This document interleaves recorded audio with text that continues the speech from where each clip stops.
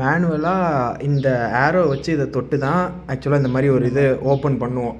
இப்போ நம்ம Java script மூலியமாக என்ன எழுதியிருக்கோம், கீபோர்டில் வந்து Ctrl K இல்லை Ctrl L இந்த மாதிரி அழுத்தினா நம்ம வர மாதிரி வச்சுக்கலாம். எங்கே அழுத்துங்க, ப்ரெஸ் பண்ணுங்கள்.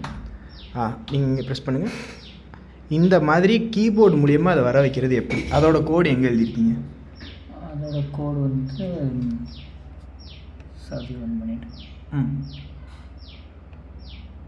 இதுதான் அதுக்கான கோடு. இது வந்து சும்மா நார்மலாக இப்போதைக்கு பேசிக்காக எழுதியிருக்கேன். ஓகே, இதில் என்ன இருக்குது? இதில் வந்து ஒரு நம்ம கஸ்டம் ஃபங்க்ஷன் ஒன்று இருக்குது, ஹேண்டில் கீ டவுன் அப்படின்னு சொல்லிட்டு நம்ம நீங்கள் எழுதியிருக்கீங்க. இந்த நான் எழுதியிருக்கேன். அதில் வந்து இந்த ஈவெண்ட்டை வந்து வாங்கிக்கிறேன், பேராமீட்டர் ஆர்கியூமெண்ட்டாக வாங்கிக்கிறேன். அது வந்து கீபோர்டு ஈவெண்ட்டாக இருக்கும். ஓகே, இந்த மாதிரி கீபோர்டு ஈவெண்ட்டு அதுக்கு நம்ம வந்து கொடுத்துட்டோம், அந்த டைப் வந்து இந்த மாதிரி கொடுத்துட்டோம் அப்படின்னா நம்மளால் டாட்னு வச்சு நம்மளோட கீபோர்டில் இருக்க எல்லா கீயுமே நம்மளால் ஆக்சஸ் பண்ணிக்க முடியும்.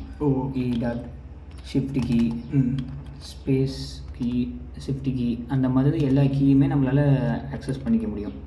ஓகே, அந்த மாதிரி ஆக்சஸ் பண்ணிட்டு இப்போ இந்த கீயும் அதே மாதிரி இன்னும் நார்மல் இந்த கீ அப்படின்னா இது ஏபிசிடி ஆல்ஃபபெட்டிக்கை வந்து ரெப்ரசன்ட் பண்ணுற மாதிரி இருக்கும்.